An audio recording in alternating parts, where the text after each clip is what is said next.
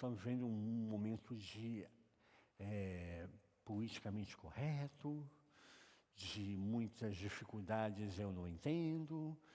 Me parece, às vezes, o que a gente descobre pela psicologia, que nós temos pessoas com 40, 50 anos de idade, mas ainda estão na adolescência. É uma adolescência. Reclamam de tudo, fazem birra por tudo, e parece-me que não cresceram. Nós temos que lidar com os problemas e sobreviver às dificuldades. A palavra de hoje eu vou estar falando sobre Moisés. Está em Êxodo capítulo 4, se você quiser já ir abrindo aí para preparar, né? Esse texto fala sobre o chamado de Moisés. É um chamado muito forte, que mexe com todos nós. Todos, quando lemos o chamado de Moisés, nos sentimos de alguma forma incomodados. Mas eu queria falar hoje de um chamado diferente. Nós estamos falando sobre seguir a Jesus, e é um desafio muito grande seguir a Jesus. Mas eu queria falar sobre seguir a Jesus em família, como casal, como marido e mulher, levando os filhos. E às vezes a gente leva uma ideia assim muito romântica da coisa e acha que tudo vai ser perfeito, tudo vai ser fácil, né? Todos nós olhamos para Moisés e temos em Moisés um dos grandes estadistas da história, um dos homens que mais marcaram a história de Israel. Israel foi marcada profundamente, a princípio pela ação de Moisés e tudo aquilo que Moisés deixa como legado para a história.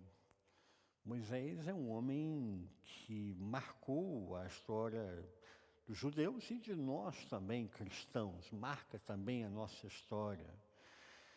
E a gente olha para Moisés e pensa que ele não tem problemas, mas tem problemas. Moisés teve problemas na sua missão, no seu chamado ministerial. Assim como eu vejo hoje pastoras que assumiram um desafio ministerial, um propósito pastoral, mas de algum momento se perdeu na caminhada. Ao longo dos meus anos de ministério, já tenho mais de 27 anos de ministério, eu vi muita coisa. Eu vi pastores que foram pregar enquanto a esposa fica em casa vendo televisão. Eu vi filhos que olhavam para o pai pregando e comentavam para a pessoa do lado: quer ver, agora ele vai falar tal coisa. Quer ver, agora ele vai falar isso assim, assim. E ele falava, né? E as pessoas, mas como você sabe que ele vai falar? Porque ele repete sempre as mesmas coisas. Já estou cansado. Estou cansado de ouvir ele pregar, estou cansado de ouvir ele falar. Cansado de ver uma pessoa falando uma coisa no púlpito e em casa ela é outra. E isso tem gerado grandes conflitos na vida ministerial. Eu vi gente que, sinceramente, se expressa muito bem, canta e realmente ministra na frente, louva a Deus. Aí alguém inteligente convida ela para ser pastor, ou ele, né, para ser pastor. E aí é um desastre, porque não tem chamado pastoral, não tem chamado ministerial. A palavra de hoje surgiu de duas notícias que eu li essa semana, nos jornais do Brasil, falando sobre dois casos emblemáticos. Uma é americana, chama-se Nicole Mitchell. Ela, 20 anos, viveu na igreja batista, sentiu um chamado pastoral, foi ser pastora, e no final ela largou tudo, largou o ministério pastoral, largou o marido, largou os filhos, para fazer fotos de pornografia num site que está ganhando mais de $100 mil por mês. E eu olho assim, uai, o que aconteceu? E ela dá na entrevista dizendo que ela, por causa do que ela ouviu, ela aprendeu na igreja, ela não conseguiu mais lidar com aquilo tudo, viver aquela farsa de casamento, e ela, então, na minha opinião, ela chuta o balde e vai para outro extremo. Outra é uma que a gente já conhece nos escândalos do Brasil, né? A chamada, a deputada, pastora, cantora Flor de Lis, né?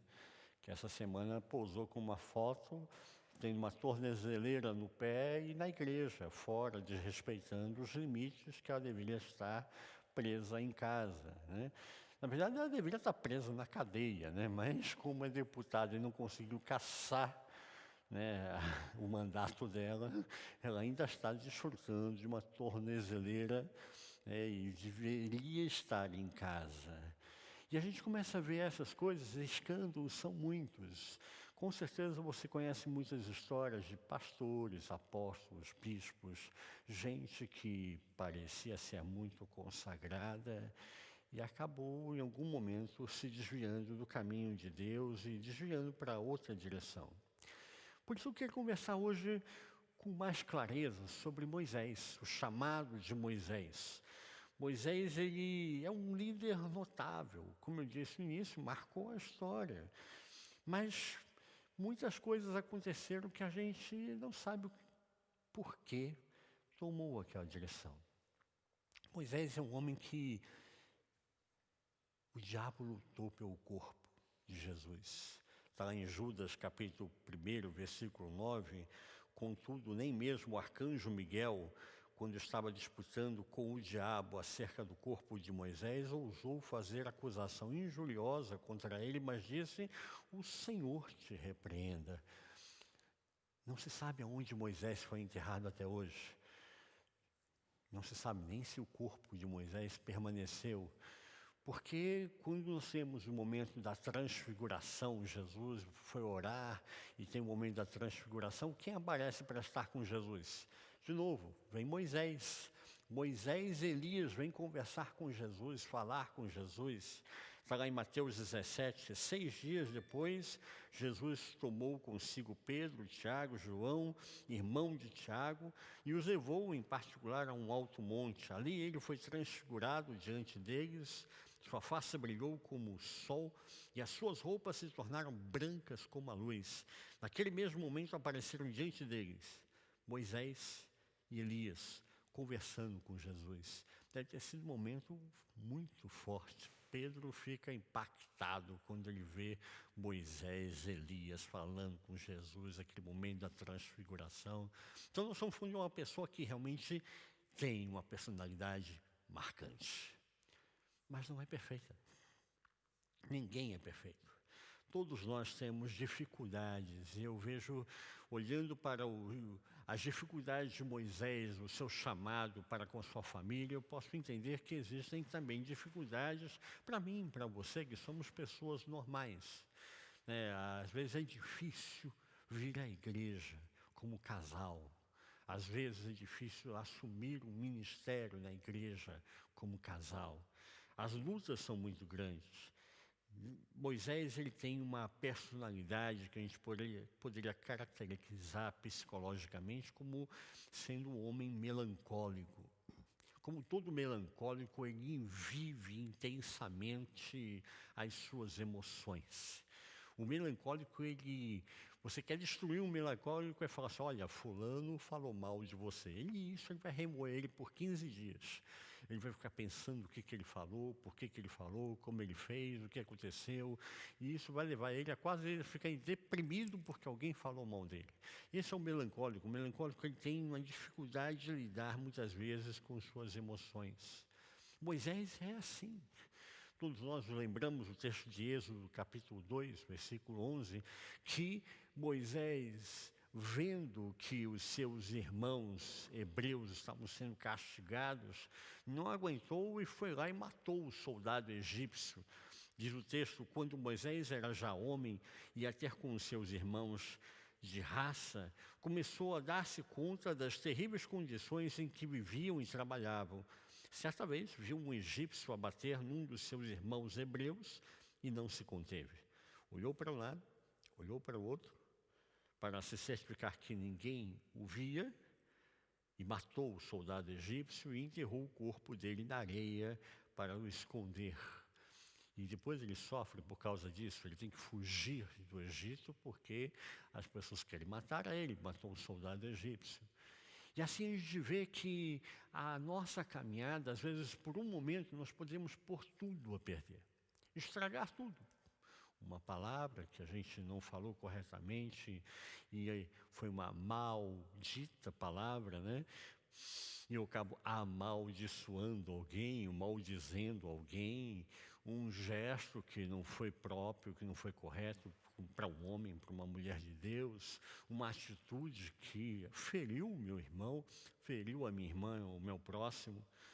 Eu olho para Moisés e eu vejo esse mover constante, que também acontece comigo e com você. O nome de Moisés em hebraico quer dizer aquele que foi tirado das águas.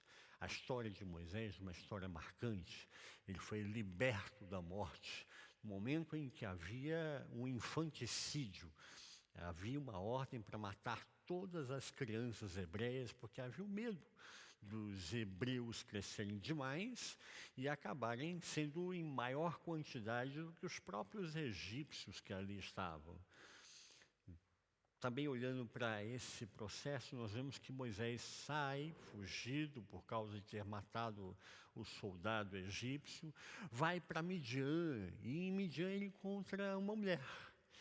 Ele encontra na casa de Jetro, que era um sacerdote, diríamos nós, um pastor, né, um padre, um sacerdote, e ele se apaixona por Zípora. Zípora em hebraico quer dizer passarinho. Passarinho é o nome de Zípora em português. E olhando para esse nome, a gente começa a entender um pouco da personalidade de Zípora também. Se Moisés, um homem melancólico, movido por emoções, Zípora, passarinho, ela como um pássaro, ela gosta de viver livremente. Ela age pelas emoções. Ela gosta de viver intensamente aquele momento. Zípora é uma pessoa sanguínea. E poderia ser assim, não poderia ser mais explosivo do que a junção de um casal, um melancólico e um sanguíneo, casarem e viverem juntos. Os dois vivem intensamente as emoções. Os dois se machucam emocionalmente por qualquer coisa. O temperamento de Moisés e o temperamento de Zípora acabam marcando a caminhada dos dois como casal. Zípora, ela caminha com Moisés até um certo momento, mas chega um momento que há uma crise. Como muitas crises conjugais que acontecem no nosso dia a dia. Eu e a Vânia temos um curso que chama-se Juntos, e a gente pretende, de novo, botar em prática o curso e aplicar, né? E trabalhar com os casais, fazer uma nova turma, dar um apoio para as pessoas e trabalhar em 9 semanas, né? 9 semanas de amor aí, né? Trabalharmos sobre essa questão do viver conjugalmente, viver em conjunto, viver uma vida conjugal. E a gente sempre brinca, né? Nós tivemos esse ministério no Brasil, vinha gente não crente, vinha gente de outra denominação, vinha gente que nem acreditava em Deus. E a gente dizia, seja bem-vindo, não precisa pertencer à igreja, não precisa frequentar a igreja, precisa parar e permitir-se ser trabalhado por Deus. E Deus vai fazer o resto. Eu queria ler com vocês o texto de hoje, Êxodo capítulo 4, versículo 18 até o versículo 31. Acho que a Nácia vai botar aí na tela. Êxodo capítulo 4, versículo 18 até o 31, diz assim: Então partiu Moisés, e voltando-se para Jetro, seu sogro, disse-lhe: Deixa-me, peço-te, voltar aos meus irmãos que estão no Egito, para ver se ainda vivem. Disse, pois, Jetro a Moisés, vai-te em paz. Disse também o Senhor a Moisés em Midian, volta para o Egito, porque morreram todos os que procuravam tirar-te a vida. Tomou, pois, Moisés a sua mulher, os seus filhos, e os fez montar num jumento e tornou à terra do Egito. Moisés levou a vara de Deus na sua mão. Disse ainda o Senhor a Moisés: quando voltares ao Egito, vê que faças diante do faraó todas as maravilhas que tenho posto na tua mão. Mas eu endurecerei o seu coração, e ele não deixará ir o povo.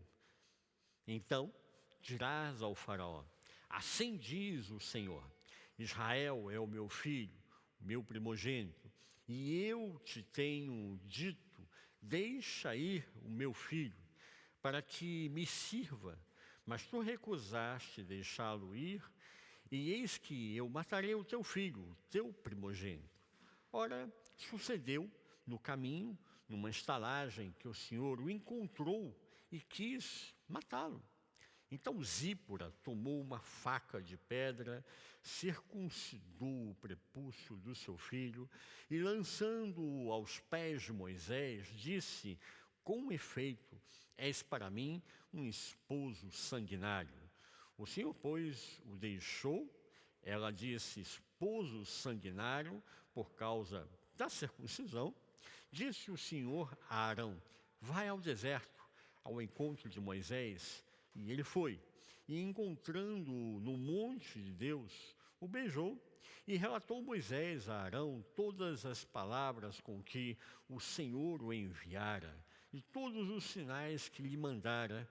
Então foram Moisés e Arão, e ajuntaram todos os anciãos dos filhos de Israel, e Arão falou todas as palavras que o Senhor havia dito a Moisés, e fez os sinais perante os olhos do povo. Até aqui. Esse texto fala sobre esse início, o chamado de Moisés para caminhar e fazer a missão de libertar a nação de Israel, que estava escrava no Egito. Foram 400 anos de escravidão. E Deus ouviu o clamor do povo de Deus, o seu choro, e atendeu ao seu clamor, levantando Moisés para ser esse libertador, esse homem que transforma as coisas e vai ser um grande instrumento na mão de Deus. Moisés, ele tem qualidades. Eu falei aqui sobre a personalidade de Moisés. Você pensa às vezes que quem tem a personalidade melancólica não tem qualidades. Tem qualidades. O melancólico, ele tem grandes qualidades. Uma das qualidades principais do melancólico é que ele é uma pessoa leal. Ele é leal com os seus amigos, ele é leal para com Deus, ele é leal para com as suas convicções. O texto aqui falou que ele resolve voltar ao seu sogro Jetro. Ele fugiu do Egito. Quando ele chega em Midian, o texto, você pode olhar depois em casa com calma, diz que ele chega com roupas de um egípcio. E Jetro, seu sogro, o recebe com muito carinho. No final, ele acaba entrando para a família de Jetro, se casando com Zípora. E ele, ao longo desses anos, ele passa 40 anos servindo ali a Jetro, vivendo ali em comunhão com a família de Jetro, uma família sacerdotal. E ele sente-se, então, em dívida de voltar e falar com Jetro: olha, eu vou voltar para o Egito. Está na hora de eu voltar para o Egito. Ele recebeu um chamado e ele não explica que ele recebeu um chamado, que Deus falou com ele na sarça ardente. Não, ele resolve explicar somente que ele vai voltar para ver se seus irmãos ainda vivem. E ele, nesse momento, ele está mostrando lealdade para com Jetro. Ele está sendo leal para com aquilo que ele acredita. Ele tem convicções muito claras. E ele está dizendo para Jetro também: olha, eu vou embora, vou levar sua filha, Zípora, comigo, vou levar os seus netos. Ele já tinha agora 2 filhos. Ele tem Gerson, que é o primeiro filho, e tem Eliezer. No texto de Êxodo, capítulo 18, versículos 3 e 4, diz: e aos seus 2 filhos, dos quais um se chamava Gerson, a tradução de Gerson, porque disse Moisés: fui peregrino em terra estrangeira. Moisés está em Midian, mas ele sabe: eu não sou daqui. Eu estou peregrino aqui, eu vou ficar um tempo em Midian, mas eu vou embora. Vou voltar para as minhas raízes. E, versículo 4, o outro se chamava Eliezer, porque disse: o Deus do meu pai foi minha ajuda e me livrou da espada do faraó. Moisés reconhece que a mão de Deus ajudou a ele. Nesses 40 anos no deserto, em Midian, ele aprendeu a ser um homem simples. Antes ele era um estadista, sendo criado na corte do faraó, para ser um dos sucessores do faraó, na linhagem do faraó, um neto do faraó. Ele é criado pela filha do faraó. Então ele recebe toda a educação, toda a ciência que poderia ser dada a um grande estadista, sucessor da linhagem do faraó. Ele recebeu tudo isso. Então ele tinha atitudes fortes, arrogantes, prepotentes. Ele olha aquilo que está acontecendo do soldado egípcio ali maltratando um hebreu, ele não aguenta, vai lá e mata o soldado egípcio. Ele age impulsivamente naquele momento. E não percebe que naquilo ele podia estar perdendo toda a sua caminhada. Então ele chega em Midian e vai aprender de novo a viver humildemente, a viver pastoralmente. Ele vai ser pastor de um rebanho de ovelhas, vai cuidar de ovelhas no deserto, ter que livrar as ovelhas dos ataques selvagens que há no deserto. Nisso tudo você começa a perceber um pouco da história de Moisés, que tem qualidades e tem coisas muito boas a apresentar. Nesse texto também diz que ele toma os filhos, toma a esposa, mas ele não esquece de levar também o cajado. Deus havia feito um sinal através desse cajado. Tinha transformado esse cajado numa serpente. E ele disse: assim você vai fazer diante do faraó. E ele leva consigo o cajado, diz o versículo 20, tomou, pois, Moisés, a sua mulher e seus filhos, e os fez montar no jumento, e tornou a terra do Egito. E Moisés levou a vara de Deus na sua mão.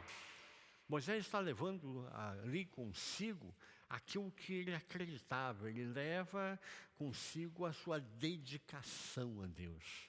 Ele é um homem dedicado a Deus. Ele acredita e vivencia fortemente esse chamado.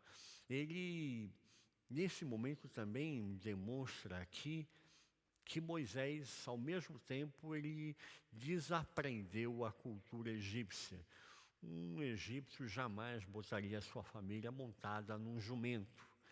Mas Moisés então coloca a sua família montada num jumento, e ele está dizendo com isso que ele aprendeu a ser, uma pessoa simples. Um hebreu faz isso. Então ele está voltando às suas raízes, ele está vivenciando aquilo que ele acredita, a sua fé. E dessa forma nós começamos a colher um pouco dos detalhes de quem é Moisés agora. Um estadista, um homem preparado, conhecedor da ciência, mas também agora um homem simples, dedicado a Deus. Mas quando a gente olha para esse texto, tem uma coisa que me chamou a atenção. A partir do versículo 24, diz que ele estava indo no caminho, numa estalagem, diz o texto, no versículo 24, e Deus o encontrou no meio do caminho e quis matá-lo. E aí fica aquela pergunta: como assim? Não entendi. Deus não havia chamado ele para ser o libertador de Israel? Deus não havia dado a ele uma missão? Volta para o Egito, porque o faraó morreu, e você agora vai libertar o povo de Israel, e agora no meio do caminho Deus quis matá-lo? Sinceramente, quando você vai ler esse texto, muita gente passa batido, Mas sempre tem gente para criticar e para fazer pergunta. Teólogo é o bicho mais estranho, mais complicado que existe na face da Terra. Teólogo olha para esse texto e fala assim: não, tem alguma coisa aqui. Aí vai tentar ver o texto no original, descobrir o que aconteceu. E aí você vê assim as coisas mais incríveis falando sobre esse momento. E é um dos momentos mais difíceis de explicar. Por quê? A pergunta que fica para todos nós: Por que Deus encontrou a ele no meio do caminho e quis matá-lo? O que aconteceu, de repente, que Deus mudou de ideia? E a gente começa a entender que é o chamado da casa. O problema acontece no chamado da família, do casal. Há uma dificuldade aqui nas entrelinhas, né? Você começa a entender a partir desse momento o que acontece na vida conjugal entre Moisés e Zípora. O texto diz: ora, sucedeu no caminho, numa estalagem, que o Senhor o encontrou e quis matá-lo. Versículo 25. Então Zípora, a esposa de Moisés, tomou uma faca de pedra, circuncidou o prepúcio do seu filho, ou seja, foi lá e cortou, né, o prepúcio da criança, do menino, e lançando-o aos pés de Moisés, ele pega o pedaço lá e joga nos pés de Moisés. É uma cena, assim, sangrenta, né? E disse: com efeito, és para mim um esposo sanguinário. Essa passagem mostra aquilo que eu comecei a falar no início do sermão. Aqui está uma questão espiritual muito importante. Aquilo que eu estou pregando, eu tenho que viver. Quando eu não vivo o que eu estou pregando, você vai ver efeitos colaterais. Quando a pessoa que está pregando, ela não vive aquilo verdadeiramente, ela não consegue viver uma vida de santidade e crescer. Vai haver efeitos colaterais, vai haver gente que vai se desanimar, se escandalizar com as posturas dessa pessoa, vai haver escândalos na família dessa pessoa. Por quê? Porque ela não está acreditando e vivendo o que ela prega. E é esse o problema que acontece aqui com Moisés. O sinal da circuncisão já tinha sido dado lá atrás, em Gênesis capítulo 17. É um sinal dado a Abraão. É um sinal dado que agora você tem uma aliança com Deus. Em Gênesis 17, diz assim: dar-te-ei a ti e a tua descendência depois de ti a terra das tuas peregrinações, toda a terra de Canaã, em perpétua possessão, e serei o seu Deus. Disse mais Deus a Abraão: ora, quanto a ti, guardarás o meu pacto. É uma aliança que ele faz. Tu e tua descendência depois de ti nas suas gerações. Este é o meu pacto, que guardareis entre mim e vós, a tua descendência, depois de ti. Todo varão de entre vós será circuncidado. Circuncidar-vos-eis na carne do prepúcio, e isso será por um sinal de pacto entre mim e vós. Esse é uma aliança e é um costume que o judeu até hoje faz. Nasce um filho varão, um filho homem, o 7º dia, ele leva o seu filho até a sinagoga, hoje não tem mais o templo, né, para que o rabino faça a circuncisão na criança, no menino. É uma tradição que é guardada por todo judeu até hoje. E aí ficou esse mal-entendido. Ficou a falta de compreensão daquilo que é costume, do que é fé, do que é tradição. E aí nós vemos então que houve algum ruído nessa comunicação dentro do casal. Porque Zípora, não aguentando aquela situação, vai lá com uma faca de pedra, imagina a imagem, né? Uma coisa assim bem tosca, né? Vai lá, corta o prepúcio da criança, joga nos pés de Moisés e fala: tu és para mim um homem sanguinário. Sanguinário foi ela que foi lá, cortou o prepúcio do garoto, jogou no pé de Moisés, né? Uma coisa assim, né? Louca. Mas quem conhece vida conjugal não se espanta com isso. Quantas vezes existem crises conjugais, discussões que um agride o outro, porque faltou alguma coisa nesse caminhar diário com Deus e caminhar 2 a 2, caminhar como casal.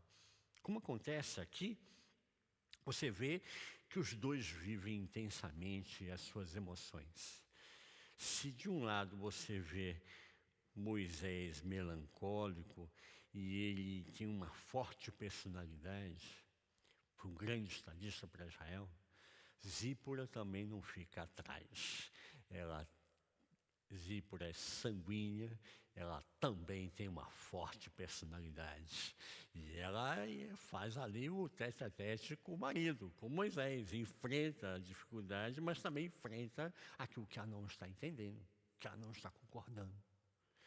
Ela não concorda com essa situação e existem coisas no seu coração que não estão claras, não estão bem resolvidas. São impressões que vão sendo colocadas na vida conjugal, que para um acha que já está tudo claro, tudo resolvido, e o outro não está entendendo nada, patavina, sabe? E aí chega algum momento que não aguenta, aí estoura, aí vem a discussão, aí vem o conflito, vem as dificuldades, eu penso assim, mas eu penso assado, eu ajo assim, eu ajo diferente, e eu penso que você tem que fazer assim, eu acho que não, eu nunca vou fazer assim, vou fazer diferente, e aí pronto, há um conflito conjugal, o conflito de chamados. O melancólico, ele deixa as suas impressões naquilo que ele faz. A personalidade do melancólico, ele, ao contrário do sanguíneo, ele pensa antes de fazer. Mas não é porque ele pensou que ele não vai agir por emoção. Ele vai agir por emoção. É o melancólico.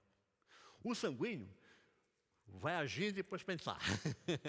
O sanguíneo, ele vai agir completamente emocional. Ele faz, depois ele viu, e eu não devia ter feito, eu não devia ter falado isso. Eu acho que eu fiz besteira. Esse é o sanguíneo. Mas o melancólico, ele vai agir intensamente por as suas emoções. E o melancólico, ele fica até atormentado de remorso. Eu devia ter falado bom dia para o irmão fulano. Quando eu encontrei na rua, não falei o que ele vai pensar de mim. Isso vai gerar no melancólico uma semana de tortura. É a atitude do melancólico. O sanguíneo fala assim, eu nem vi. É assim o sanguíneo. Eu nem vi o irmão fulano. E assim você vê a natureza de cada um de nós, a personalidade de cada um de nós. E os conflitos que isso tudo pode acabar gerando no nosso caminhar. O melancólico, ele guarda tudo na sua alma. Moisés, ele tinha guardado na sua alma, no seu coração, o projeto de sair, levar a esposa, levar os filhos, fazer a missão. Eu vou até o Egito, vou lutar pela libertação do povo de Israel, e a minha esposa e os meus filhos vão comigo, eles vão comprar comigo essa briga, e ele está ali naquele emocional dele, e Zípora está atrás dele, e fala assim, esse cara falou que tem que fazer a circuncisão, isso aí é estranho, né? Porque Zípora não é da mesma raiz cultural e de fé que Moisés. Ela acha estranho, né? Falou, coitado, é criança, é um bebê ainda, vai cortar o prepúcio do garoto, uma coisa sangrenta. E até hoje a gente olha para a imagem e fala assim, meu Deus, que coisa horrível, esse homem é um sanguinário, né? E é isso que ela está ali, ela está caminhando com Moisés, mas ela não está concordando com o que Moisés está querendo fazer, com o que Moisés está tentando agir. Ela não está entendendo. Falta o quê na vida conjugal desse casal? Falta diálogo. Falta diálogo, falta compreensão. Falta sentar os dois, só os dois, e bater um papo sem as crianças, sabe? Só os dois, aquele momento íntimo. Diz, olha, eu penso que a gente deveria fazer assim. E aí a outra tem que dizer, olha, eu penso a mesma coisa, eu não penso assim, eu acho que eu tenho que pensar e fazer assado, né? E haver o diálogo, havendo a compreensão do casal, eles tomarem decisões, fazerem ações em concordância. Mas aqui você começa a perceber que Zípora, ela é uma midianita. Zípora não está entendendo nada dessa história. Moisés viveu 40 anos na casa do meu pai com Jetro, estava tão bom lá. E agora eu vou para o Egito. Fazer o quê no Egito? Eu não sou egípcia. E o que eu tenho a ver com essa história dos hebreus aí, desses egípcios que prenderam o povo dos hebreus? Que coisa mais complicada. E essa história do meu marido que tem que fazer a circuncisão, na cabecinha de Zípora está rodando tudo isso, sabe? Sabe você, mulher, que pensa 3, 4, 5 coisas ao mesmo tempo? Sabe que é a atitude de mulher? Os homens ficam assim, né? Dê 3 coisas para um homem fazer, ele vai fazer uma e mal feita. Porque ele não vai conseguir fazer as outras 2, vai ficar se sentindo culpado, né? E ainda vai fazer mal feito aquele que deveria estar fazendo bem feito. Só está fazendo uma, ele vai fazer errado. A mulher não consegue atender o telefone e ver a criança que está chorando, ela chora. Essa não é o meu filho. Ela sabe distinguir o choro do filho dela e o choro do filho de outra criança, de outra pessoa. Ela está passando roupa, está vendo televisão, ela está falando com a filha, com alguém no telefone, ela faz tudo ao mesmo tempo. Zípora está pensando todas as coisas ao mesmo tempo e está caminhando com Moisés para o Egito. Ela está concordando com isso? Não. Ela não está concordando com isso. E aí você vê a dificuldade de muitos casais, de muitos ministérios que começam bem, aquele clima de romance, e daqui a pouco um não se entende mais com o outro, não entende mais qual foi o chamado que Deus deu a um e ao outro. Quando ela viu Moisés naquela situação, e que Moisés, ao não obedecer a Deus, Moisés nesse momento, eu imagino que ele deve ter tido muitos conflitos com Zípora, e ele teve dificuldade de dizer, mas Zípora, é o meu costume, você tem que entender, é a minha tradição, desde os meus avós, é tradição do judeu, cortar o prepúcio e tal. Ele não explicou isso, não fez o diálogo, não fez a comparação, não explicou corretamente. E ele está falando várias outras coisas, agora estou indo para o Egito, vou libertar o meu povo e tal. E ela está ainda na primeira frase. Zípora está indo na frase da circuncisão. E porque ainda está na primeira frase da circuncisão, ela está vendo que o marido dela está caminhando para o lugar errado, para fazer as coisas erradas, que vai dar tudo errado, porque você começou uma coisa errada, vai dar errado. Não tem como dar certo uma coisa que você começou errada. E quando ela percebe que o marido dela está tendo um risco de vida, ela decide ir lá e cortar o prepúcio.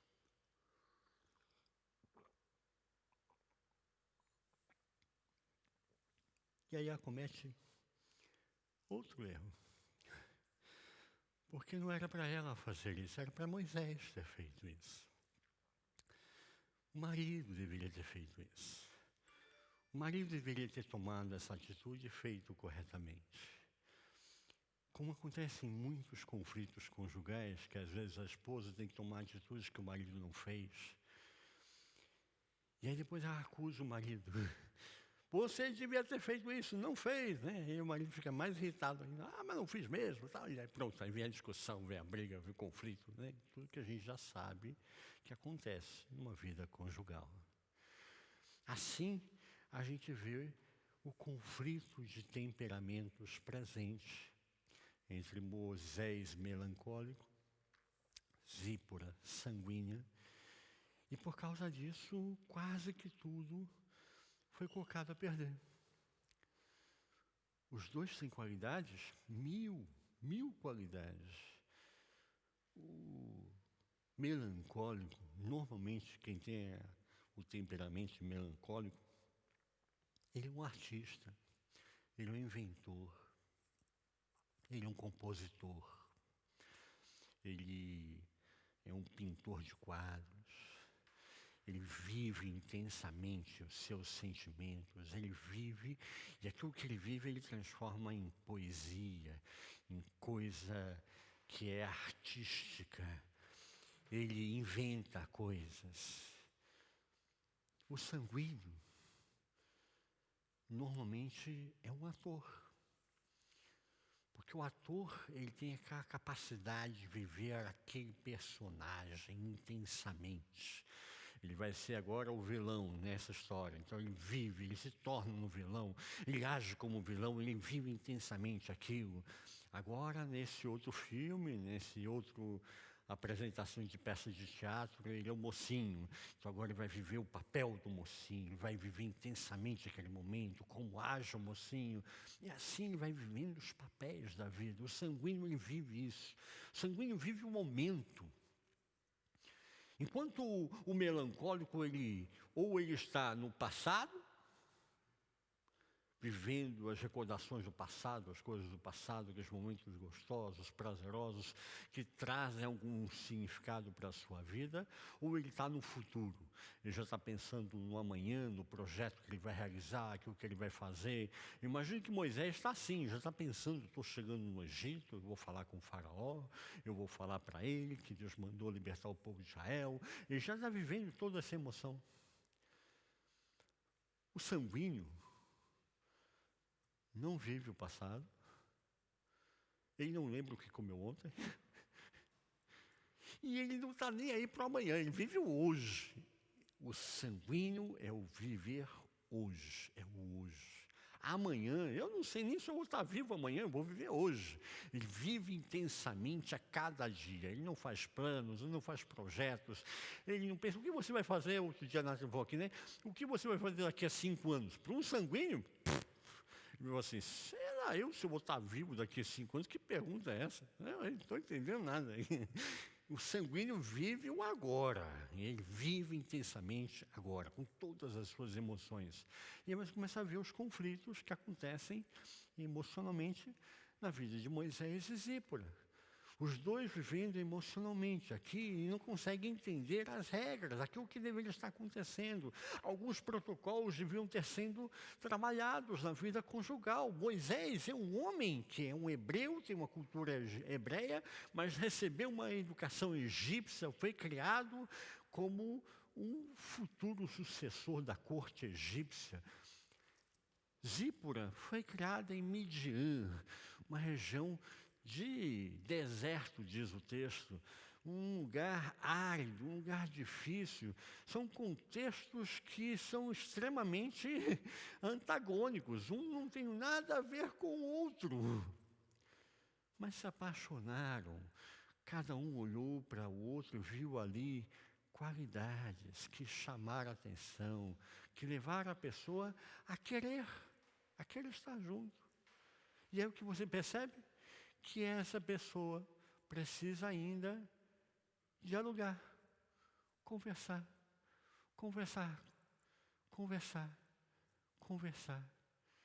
Sabe aquele momento que a mulher fala assim, nós precisamos parar e discutir a relação. Para um homem, discutir a relação é a morte. Discutir a relação, ele não tem tempo para isso. Ele olha para o relógio e fala assim, eu tenho muita coisa para fazer, não vou ficar aqui perdendo tempo discutindo o que aconteceu. Né?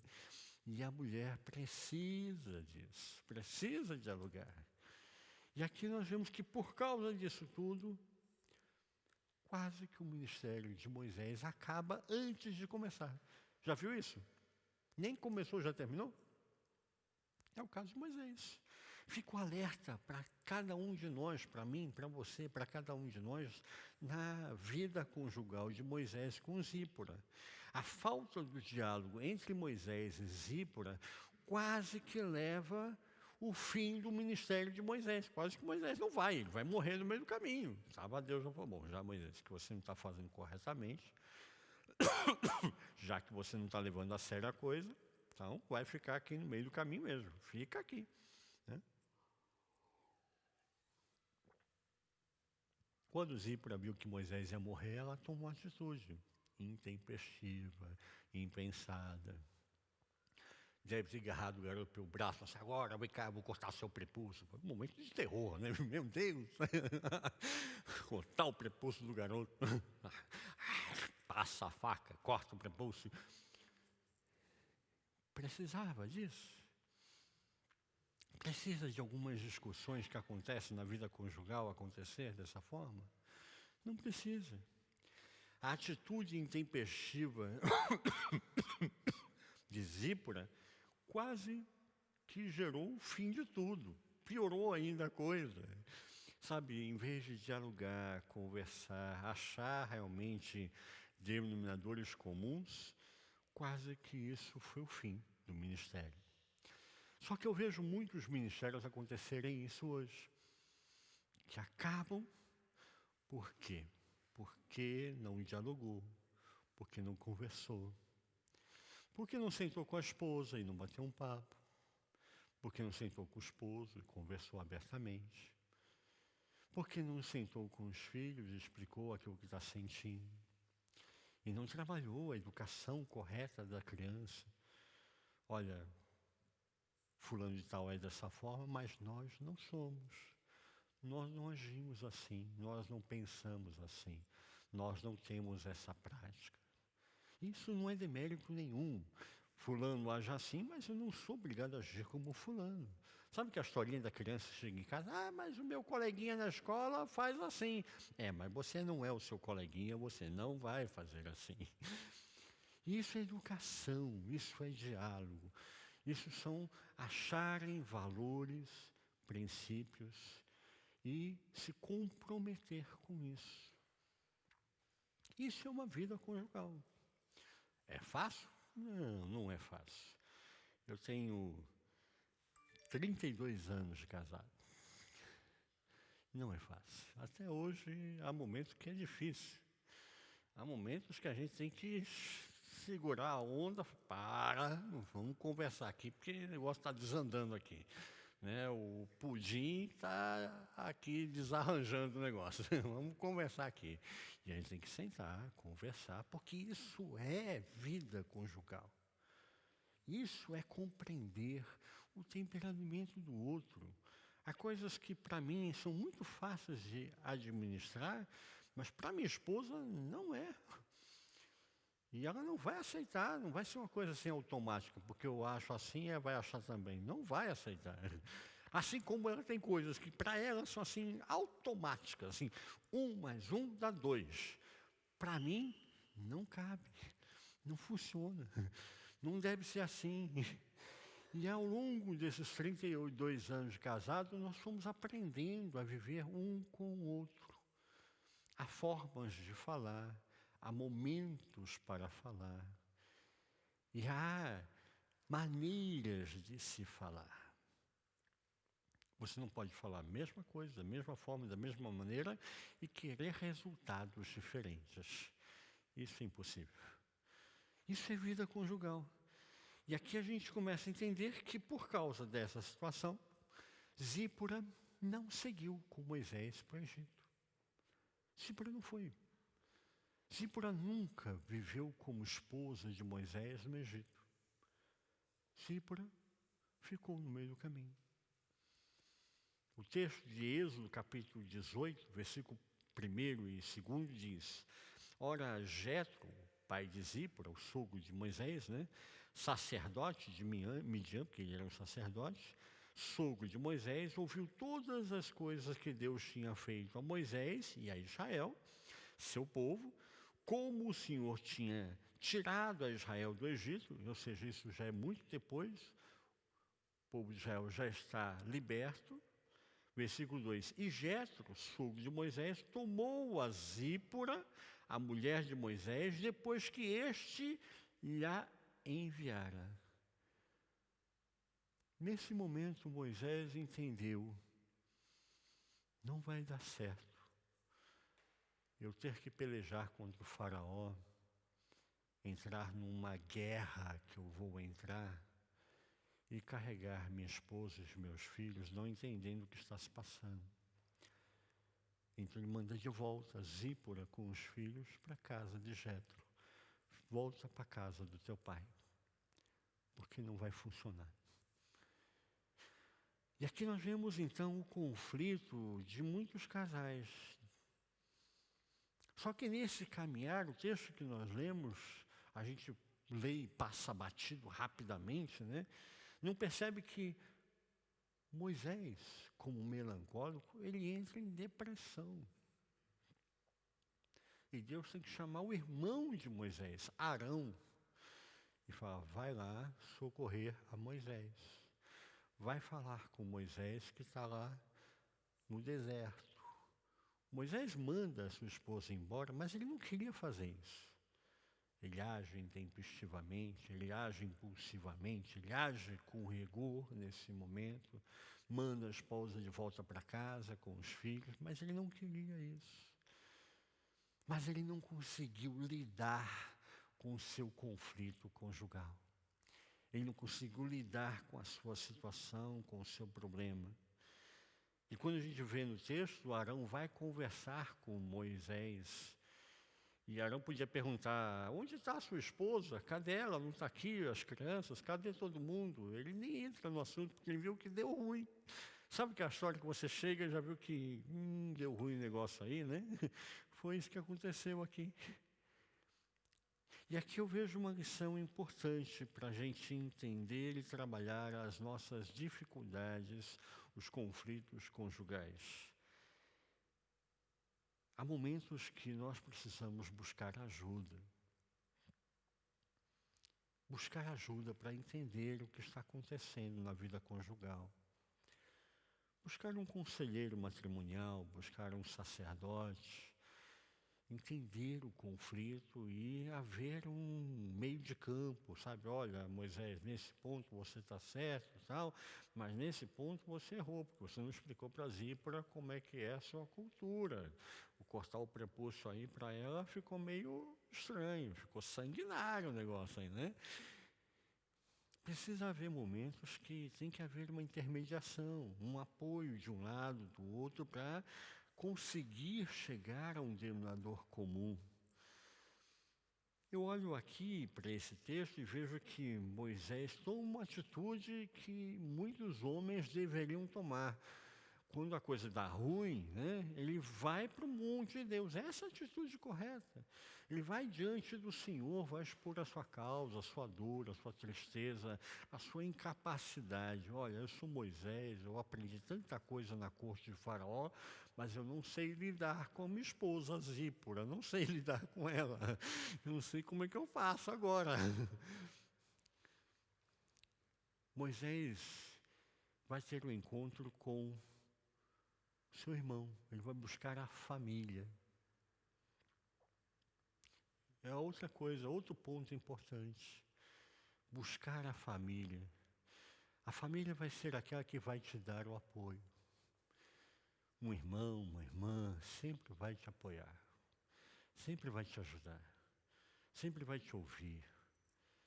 Quando a gente busca a família, são aqueles que realmente são nossos amigos, que vão nos ajudar a retomar a caminhada e achar um caminho correto. Achar um novo caminhar. Moisés vai buscar a família, e busca Arão e conversa com Arão. Moisés fala para Arão do seu chamado, explica. Eu imagino que esse desse momento muito forte. Diz o texto que Arão beijou ao seu irmão. Desse momento assim de, mano, eu estou contigo, confia em mim, estamos juntos, vamos enfrentar essa. Calma, não está tudo perdido. Zípora volta para a casa do papai, do Jétro, tudo bem, e depois a gente traz ela de volta. Arão está sendo, nesse momento, um esteio, um apoio, um ombro amigo para Moisés na sua crise conjugal, na sua crise ministerial. Imagino que ele deve pensar, como é que eu vou dirigir o povo? São milhões de pessoas. Como é que eu vou ser um grande líder, um grande estadista, se eu não consigo nem dirigir a minha esposa, a minha casa? É a crise de muitos pastores, pastoras que acontecem por aí. É a crise de muitos rapazes, muitas moças que começam um ministério levita, começam a servir ao Senhor e não conseguem entender as adversidades e no meio do caminho param, ficam no meio do caminho. Moisés, graças a Deus, ele foi buscar seu irmão. muitos homens nesse mundo vão buscar outra mulher. E estraga mais ainda a coisa. Porque vai dizer para outra mulher aquilo que é a visão dele, a ótica dele, e a outra vai achar ótimo, né? Vai achar, não, você que está certo, né? E vai piorar a coisa, e aí que entorna o caldo. Mas Moisés foi buscar seu irmão, fez a atitude certa, recebeu o apoio do irmão para enfrentar a sua dificuldade e seguir em frente o seu ministério, a sua caminhada com Deus. Moisés, ele é uma pessoa que, pela própria natureza dele, melancólica, a sua personalidade melancólica, ele é sensível, ele é perfeccionista. Ele não consegue fazer as coisas mais ou menos. Ele é perfeccionista, ele é idealista. Mas como tudo melancólico, ele também é confuso, ele é crítico, ele é mal-humorado, ele é antissocial e ele é inflexível. Ele não aguenta e manda a Zípora de volta para a casa do pai, para a casa de Jetro. A maioria dos líderes tomam atitudes isoladas e não são compreendidos porque não compartilharam a sua dificuldade. Eu conheço líderes ainda hoje que têm dificuldade de reconhecer que errou, que fez errado, que falou besteira, que agiu de uma forma imprópria. Não vai sempre buscar desculpas. Eu agi assim, mas por quê, né? Mas assim, porque foi daquela forma. E não assume seus próprios erros. Essa história já é antiga, já é velha. Adão já fazia isso. Adão, o que você fez? Mas a mulher que tu me deste, é sempre assim, né? Eva, o que você fez? Mas a serpente, o que ela falou. E assim, muita gente, ao invés de assumir os seus conflitos, as suas falhas, dialogar e chegar a um denominador comum, acabou aumentando ainda mais o seu problema. Portanto, a gente olha para o texto e a gente vê que Moisés também precisou de ajuda. Se Moisés precisou de ajuda, eu preciso de ajuda, você precisa de ajuda. Todos nós precisamos de ajuda em algum momento da caminhada. E o saudável é reconhecer que nós precisamos. Que a gente possa guardar essa mensagem essa noite e entender que Deus tem um projeto para mim e para você. Mas não é mágica, não é pó de pirlim-pim-pim. As coisas acontecem, os problemas acontecem e Deus vai estar trabalhando os pontos bons e os pontos ruins para que cresçamos e prosperemos no Senhor. Quero convidar você a ter um momento de oração, estarmos colocando a nossa vida diante do altar de Deus. Talvez existam coisas que ao longo do que eu fui falando, você vivenciou no seu caminhar diário com Deus, na sua vida familiar, na sua vida conjugal. Talvez você conheça alguém que está vivendo isso hoje. É o momento de orarmos, intercedermos, colocarmos isso diante do altar de Deus, antes que o caldo entorne, antes que seja obrigado a cortar o prepúcio, né? Antes que a coisa se torne sanguinária. Há um caminho, e esse caminho é Deus, é Jesus, e o Senhor tem propostas para cada um de nós. Quero orar com você, feche os seus olhos. Se essa mensagem tocou o seu coração, quero convidar você a se colocar em pé onde você está. Eu quero ter um momento de oração com você. Há momentos que realmente a gente não sabe o que fazer. E não sabendo o que fazer, é melhor não fazer nada, porque o que nós fizermos pode ser ainda pior.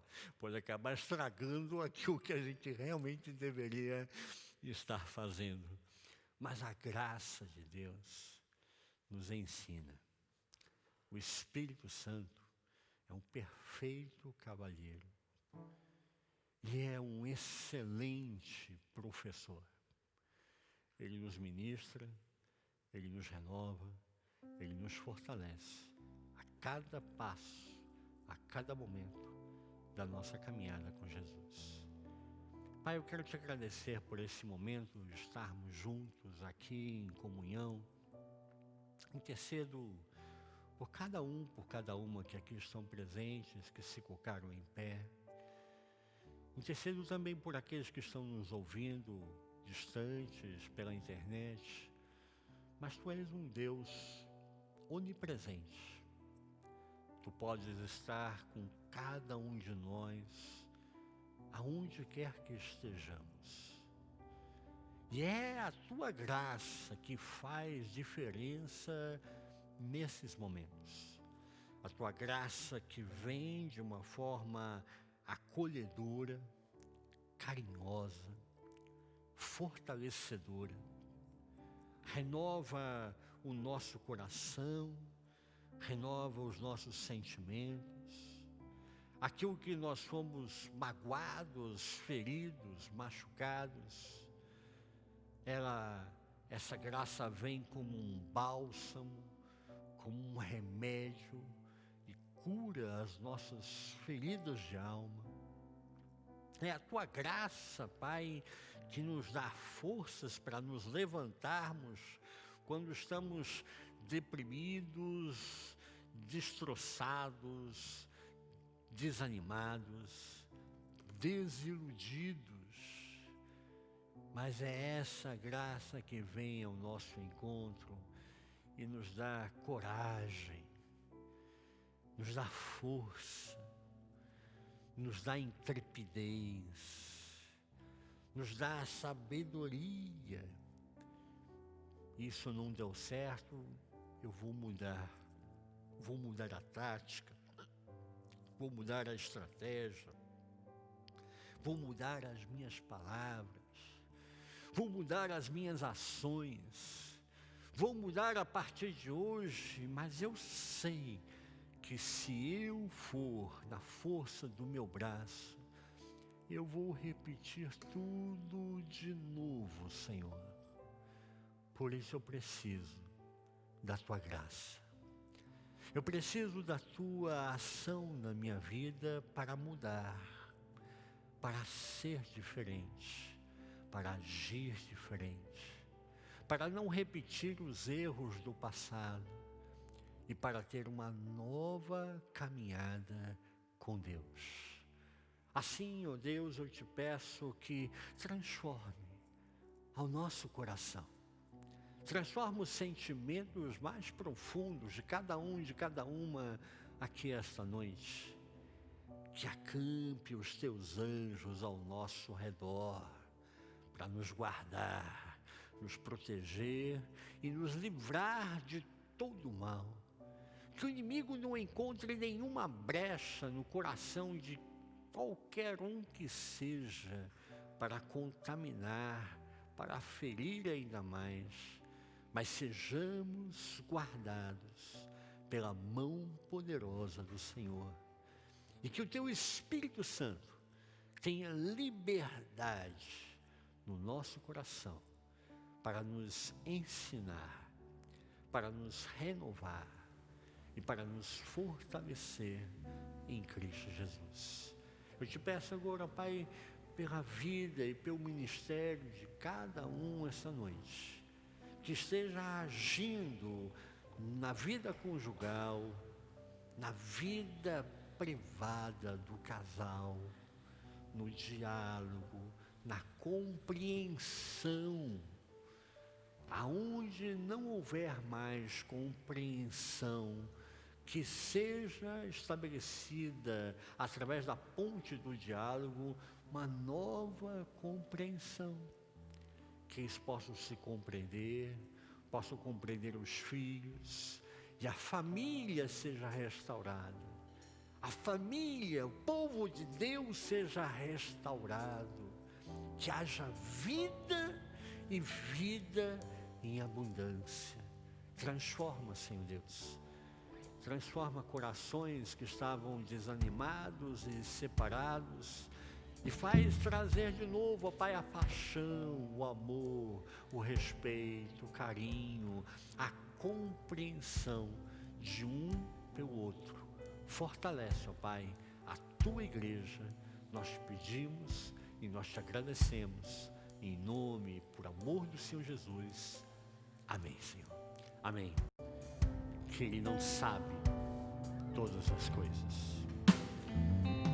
Quando você encontrar um líder que diz que já sabe tudo, fuja dele.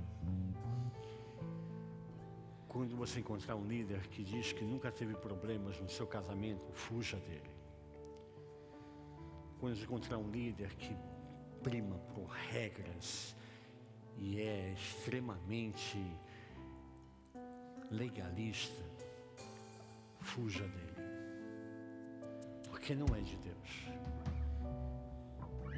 Quando é de Deus, a gente reconhece que precisa da graça de Deus a cada dia. É a graça de Deus que fortalece a mim e a você. E Deus sabe quem sou eu. Não eu aqui no altar, no púlpito, mas Ele conhece o Richard de segunda a segunda, do dia a dia. E pessoas assim é que são de Deus. Pessoas que reconhecem e precisam de Deus, é que Deus pode agir, pode curar, pode restaurar e pode continuar sendo glorificado através dessas vidas. Porque tudo que acontece com essas pessoas, o que acontece comigo, eu dou glórias a Deus. Ele é o Senhor de todas as coisas. Ele sabe tudo ao meu, ao seu, ao nosso respeito. É Ele quem nos fortalece e que faz todas as coisas serem mudadas. Ele faz com que todas as coisas que acontecem comigo e com você contribuam para o nosso bem.